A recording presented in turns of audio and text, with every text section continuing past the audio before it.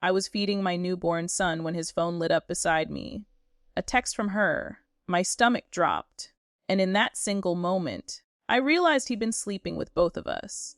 But instead of crying, I decided to give her a front row seat to the truth through his own phone. If you've ever been betrayed, underestimated, or played for a fool, hit that subscribe button. Because today, you're going to hear how I turned heartbreak into poetic justice. Like this video if you've ever wanted to see karma arrive right on time. Let's get into it. I was 20 years old, a full-time nursing student, mother of two, running on caffeine, love, and sheer willpower. My life was chaos, but it was our chaos. My boyfriend, the father of my kids, was 26 and worked nights as a janitor at a nursing home. He said he was doing it for the family. I believed him. We had a 1-year-old daughter and a 3-month-old baby boy. Sleep was a luxury. Some nights, I'd stay up just to hand him his lunch before he left for work. A little way of saying, I appreciate you. There was this woman at his job. I'll call her Melissa. She was friendly enough. I'd even chatted with her a few times when I dropped off his meals. She smiled, complimented the kids, said things like, "You're doing such a good job holding it all together." And I believed her too. Then one night my cousin texted me, "Hey, I just saw your man at O'Malley's bar. He's not working tonight." My stomach twisted. He was supposed to be waxing floors, not having drinks. When he got home, I confronted him. He had an explanation ready. "Oh, it was just the staff grabbing a drink after work," he said. "Melissa's just a friend. Don't be crazy." Cue the massive fight. Tears, promises. He swore it was nothing and that he'd never do it again. For the kids, I decided to believe him. But something in me had cracked. A quiet, uneasy voice whispering that something was off.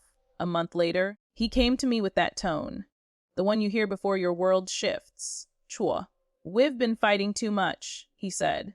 "Maybe we should separate, but stay friends. For the kids." He said it like it was noble. Like he was saving me. Meanwhile, the house we lived in was mine, paid through grants and scholarships I'd earned. The car he drove to work every night, mine too. But I agreed to be amicable. I told him he could stay until he found somewhere else. I even let him keep using my car, eating my food, living under my roof. And maybe that was my first mistake, thinking decency would be returned. After the talk, things got weirdly nice. He was suddenly affectionate again, bringing me coffee, tucking the kids in, initiating intimacy. It felt like maybe he regretted leaving. We even started sleeping together again. Part of me thought maybe he's realizing what he's losing. The other part just wanted to feel loved again.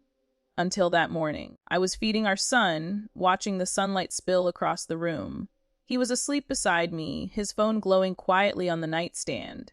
A notification popped up, a heart emoji. From Melissa?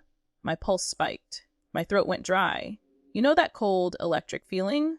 When your body realizes something before your brain catches up. I told myself, don't look. But curiosity can be cruel. I picked up the phone. The messages were endless. Sweet nothings, inside jokes, plans, and photos. Then I saw my name. Her asking, did she suspect anything? And him replying, nah, she's too busy with the kids. My vision blurred. 6 years together. And this was how he saw me. Too busy, too tired, too distracted to see what he really was. I sat there for a long time, just staring at him sleeping beside me. The same man who'd held my hand during labor, who'd promised me forever.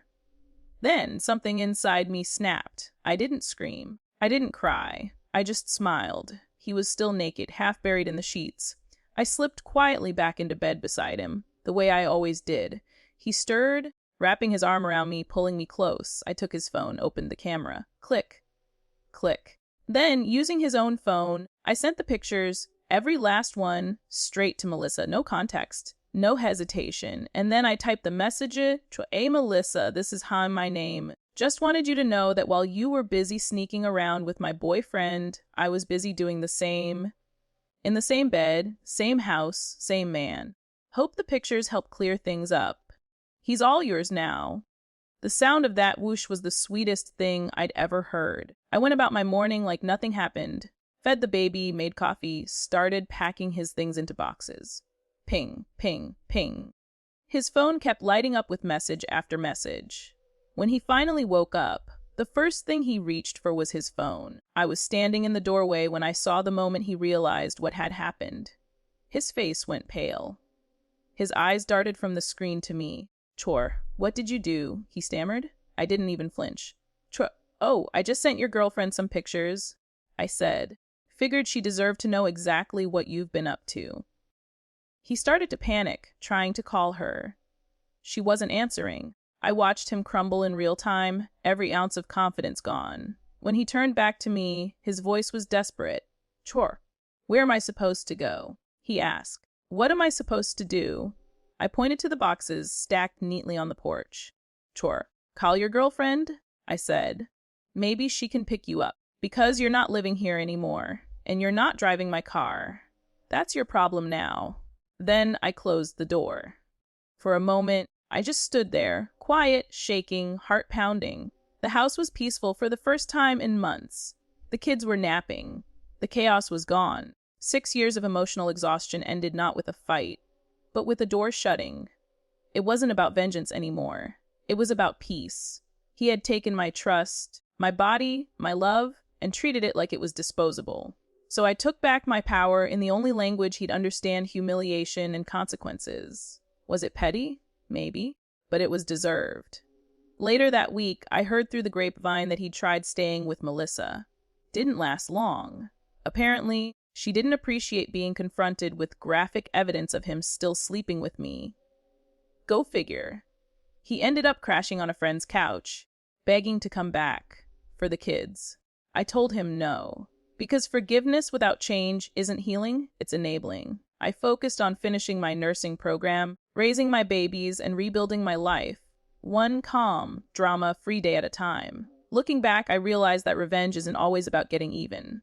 Sometimes it's about reclaiming the narrative, about saying, "You don't get to make me feel small anymore."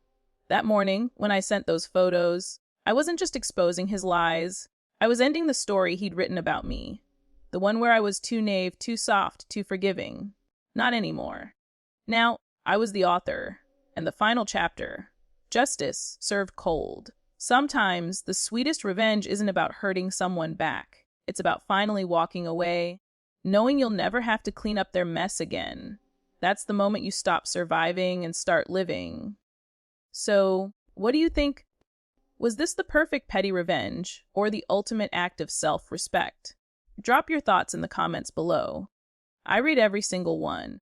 If you've ever turned pain into power, hit that like button, and don't forget to subscribe for more true stories where karma finally gets the last word.